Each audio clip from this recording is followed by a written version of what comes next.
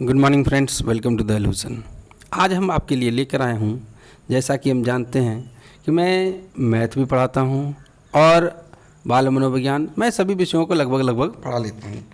तो आज मैंने सोचा कि क्यों ना एक ऐसा चैप्टर लेके आऊँ जिससे सवाल हर एग्ज़ाम में, चाहे वो सीटेट हो, एस्टेट हो, EMRS, DSSS या ऑल टीचिंग एग्ज़ाम, इसमें 2 नंबर तो आपको आएंगे ही।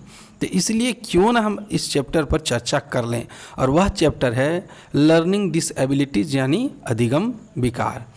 बच्चे जब छोटे होते हैं तो उनके अंदर कई तरह के विकार होते हैं जो बड़े होने के साथ साथ अपने आप दूर हो जाते हैं। कुछ बीमारियां, विकार नहीं दूर होते हैं जिन्हें डॉक्टर द्वारा ठीक कर लिया जाता है या मनोवैज्ञानिक द्वारा ठीक कर लिया जाता है। तो हम यहाँ पर देखेंगे कि किस तरह के विकार हैं और मैंने आपके लिए कैसा सेट किया है, वो भी आप देख लें। तो पहला है लिखने संबंधी समस्याएं।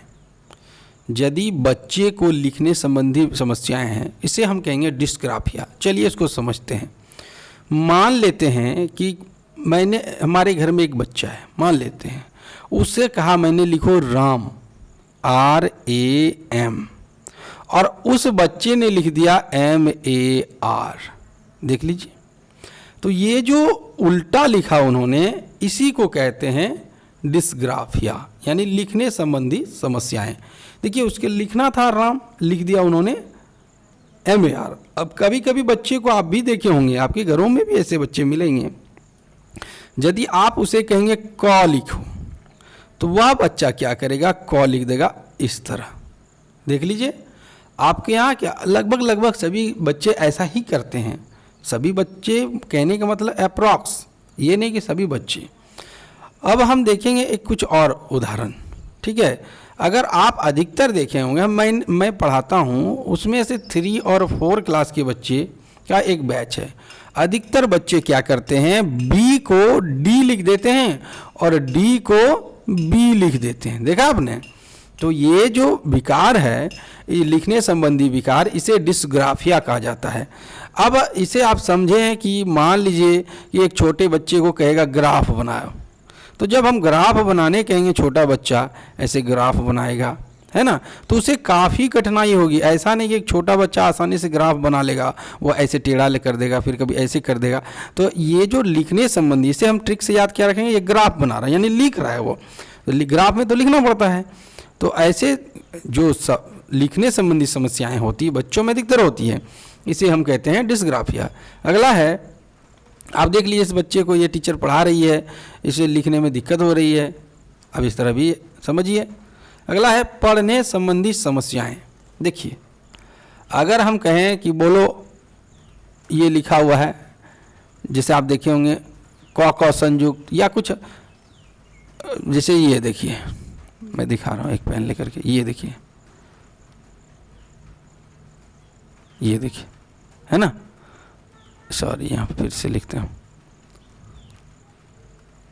ये लिखा। तो बच्चा जो पढ़ेगा, ठीक है, ये लिखने संबंधी आ गया, सॉरी पीछे करते हैं, ये कहाँ चला गया, ये डिसलेक्सिया।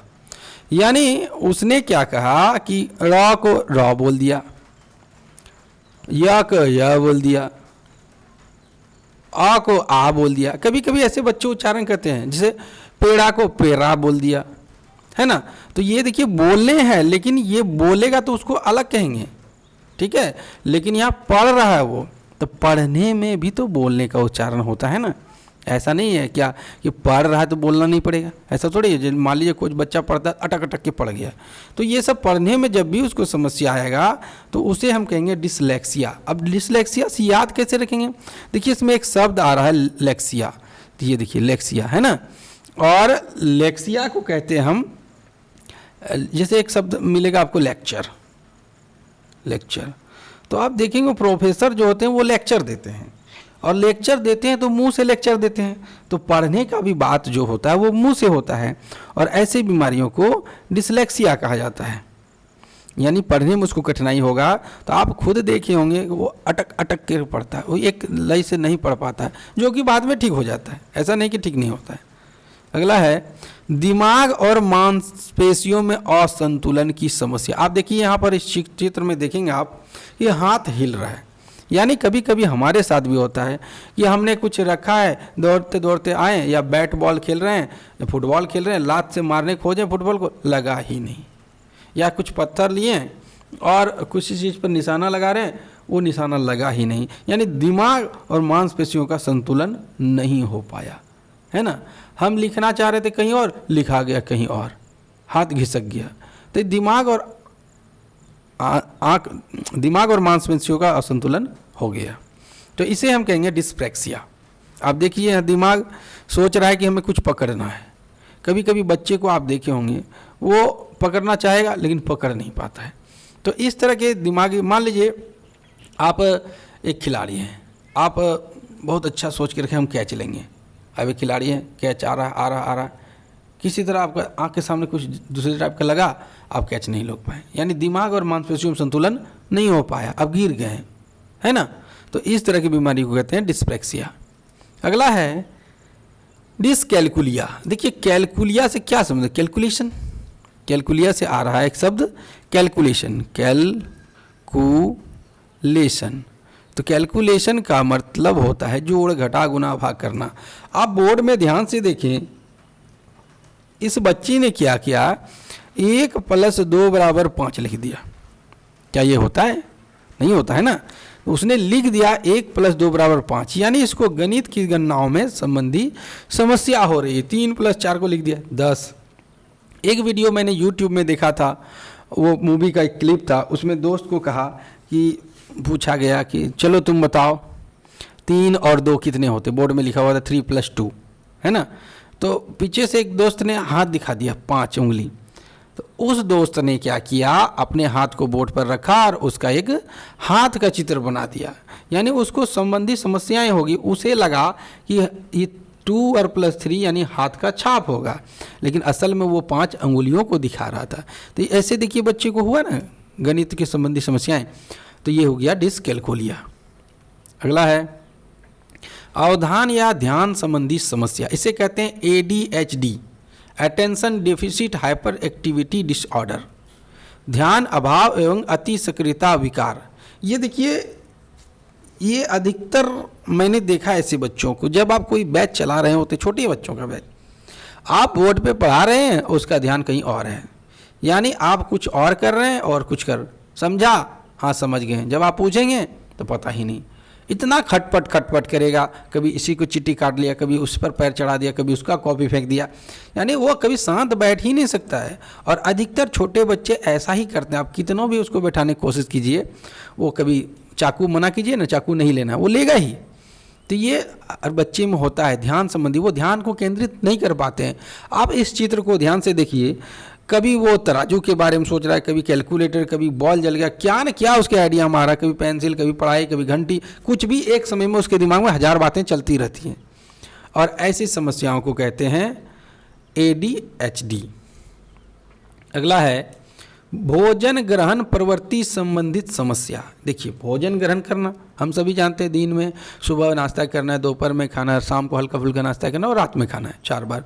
लेकिन आप देखिए एक शब्द यहाँ पर आया बुलिमिया, और बुल मीन्स होता है सांड, और सांड को देखिए कितना मोटा ताजा है, इसका मतलब ये खूब खाता है। अब इस बच्ची का चित्र को देखिए, आप देखेंगे कि वो उसे आइसक्रीम भी खाना पसंद है, वो कोल्ड ड्रिंक्स भी पीती है, और भी चॉकलेट है, पिज्ज़ा है, बर्गर है, चिकन है, यानी वो दिन भर खाते रहती है। ऐसे बच्चों को लगता है कि मैं तो पतली हूँ, मुझे और खाना चाहिए, ऐसा सोच है उसका, असल में ऐसा होता नहीं है, और जिसकी वजह से उसका शरीर जो होता है सांड की तरह फूलने लगता है। आप कुछ बच्चे देखे होंगे, ऐसे अधिकतर बच्चे नहीं होते, कुछ बच्चे जो कम उम्र में मोटापा के शिकार हो जाते हैं, और यही बीमारी को कहते हैं भोजन ग्रहण संबंधी समस्या, यानी उसको समस्या, उसको पता ही नहीं है कितना भोजन खाना नहीं खाना। जैसे छोटे सांप ज़्यादा खतरनाक होते हैं, उन्हें पता ही नहीं होता है कितना जहर किसी जीव के शरीर पर डालना, तो वो सारा जहर डाल देते हैं। तो बुलिमिया होता है मोटापे से संबंधित, वो बच्चे मोटा होने लगते ज़्यादा खाने की वजह से। अगला है अफेजिया या भाषाघात, भाषा संबंधी विकृति या बात करते हुए अटक जाना। जब हम कोई चीज़ चर्चा कर रहे होते हैं तो कभी कभी टॉपिक भूल जाते हैं, कि क्या बोलना था, या कभी हम अचानक से कुछ काम कर रहे थे, किसी ने टोक दिया और उधर जैसे ही ध्यान बटा हम पहले वाला भूल गए, यानी बात करते करते हम अटक गए, अब क्या बोलना है पता नहीं। तो ऐसी बातों को या ऐसी बीमारी को कहा जाता है अफेजिया। ये धीरे धीरे ठीक हो जाता है ये भी, लेकिन इसके लिए क्या करना होगा, ये सब का उच्चारण करना पड़ता है, बार बार प्रैक्टिस करना होगा, बोलने का प्रैक्टिस करना होगा, आईने के सामने आकर के बोलना होगा, इससे डर निकल जाएगा, है ना, और टॉपिक का क्लियर जानकारी रखना होगा। अगला है डिमेंशिया। तो यहाँ पर आप देखिए इसका दिमाग सूजन हो गया। सूजन मतलब यहाँ हम ये नहीं कि इसमें चोट लग गया, घाव हो गया, ये नहीं कहना चाह रहे हैं, वो उसका तर्क शक्ति कमज़ोर हो गया है, यानी स्मरण शक्ति है, आज तो पढ़ा ठीक ठाक, घर जाते ही भूल गया। आप ऐसे विद्यार्थियों भी देखे होंगे, अब जब जाते होंगे यहाँ तक तो बैच में पढ़ा अच्छा, कोचिंग में पढ़ लिया, स्कूल में पढ़ा अच्छा, लेकिन घर जा कर के वो भूल जाता है, यानी उसकी स्मरण शक्ति कमज़ोर हो जाती है, वो तर्क नहीं कर पाता है, किसी मुद्दे पर वो अटकने लगता है, क्या बोलना है नहीं बोलना, वो पीछे छुपने लगता है, वो सोचने लगता है, ज़्यादा चिंतन करने लगता है, और ज़्यादा चिंता चिता के समान होती है, जिसे कहते हैं डिमेंशिया। अगला है डिस्पेप्सिया। देखिए पेट में एक एंजाइम निकलता है पेप्सिन, और ये पेट से संबंधित विकार है, यानी पाचन संबंधी विकार। आप इसमें देखेंगे छाती में जलन होना, खट्टी ढकार आना, भूख न लगना, पचना नहीं, और ऐसी बीमारी को पेप्सिया कहा जाता है, डिस्पेप्सिया कहा जाता है। आप देखिए यहाँ पर पेट में कृमि हो गया है, प्रोटोजोआ हो गया, जो भी ये दिखाया है मैंने, पाचन संबंधी विकार है ये। अब एक है प्रोजेरिया। आपने अमिताभ बच्चन का पा पिक्चर जरूर देखा होगा, उसमें आप अमिताभ बच्चन को एक बच्चा बूढ़ा के रूप में दिखाया गया है और देखा होगा, यानी कम आयु में वृद्धावस्था के लक्षण। देखिए इस तस्वीर को ध्यान से देखिए, बच्चा कितनी कम आयु का है और इसका शरीर बूढ़ा जैसा होने लगा है, तो इसे हम कहते हैं प्रोजेरिया। अगला है संप्रेषण संबंधित एवं हकलाने संबंधी विकार। अब देखिए जैसे हेलो बोले, हेलो, कहाँ गए थे, तो ये जो हकलाता है, संप्रेषण बढ़िया से नहीं कर पाता है, इसे हम ऑटिजन कहते हैं। अब है एलेक्सिया। एलेक्सिया यानी सीखने में अक्षमता। आप देखे होंगे यदि आप किसी स्कूल में पढ़ाते हैं या आप अपने आसपास के परिवेश में देखेंगे तो आपको मिलेगा कि सारे बच्चे जो होते हैं एक समान नहीं सीखते हैं, कुछ जल्दी सीख जाते हैं एक बार में, तो कुछ को 4 बार 5 बार भी बताना पड़ता है। तो आप देखें कि ऐसे बच्चे जो जल्दी नहीं सीख पाते हैं, यानी सीखने में उसको दिक्कत आ रही है, उसे दूसरी विधि का प्रयोग करना पड़ेगा, लर्निंग एड्स लाने पड़ेंगे, उसको चलचित्र दिखाना होगा या ऑडियो विजुअल देना होगा दिखा करके, तो वो जल्दी सीख जाते हैं, या प्रैक्टिस उन्हें करानी होगी। कई तरीके हैं। तो ऐसी बीमारियाँ जो जिसमें बच्चे जल्दी नहीं सीख पाते हैं, हम लोग उसको कई तरह से प्रताड़ना देते, बोधा है, बुड़बक है, मूर्ख है, कार्य, ऐसे शब्दों का इस्तेमाल नहीं करना चाहिए। ऐसे वो बच्चे और कुंठित हो जाते हैं और आपसे वो पूछने में हिचकिचाएंगे। अगला है, इतना ही था। तो आपने देखा और वीडियो को अंत तक देखा, इसके लिए बहुत बहुत शुक्रिया। अगर मेरा मेहनत सफल हुआ है तो आप हमें कमेंट करके ज़रूर बताएं। अपना लाभ के साथ साथ दूसरों का लाभ करें, यानी आप वीडियो तो देखें, दूसरों को शेयर करें, वो भी देखेंगे, इसका लाभ उठाएंगे और अपने आने वाले एग्जाम में आप सफल हों। इतने ही इस वीडियो में है, आप ये विकार देखें और अगला वीडियो मैं लेकर के आऊँगा जिसमें सवाल जवाब होंगे जो पिछले परीक्षाओं में आ चुके हैं अधिगम विकार से, और उन सवालों को मैं लेकर के आऊँगा ऑप्शन के साथ और फिर मैं आपके साथ डिस्कस करूँगा। तो अगर आप नए हैं तो चैनल को सब्सक्राइब कर लीजिए और हमारे साथ बने रहिए। धन्यवाद।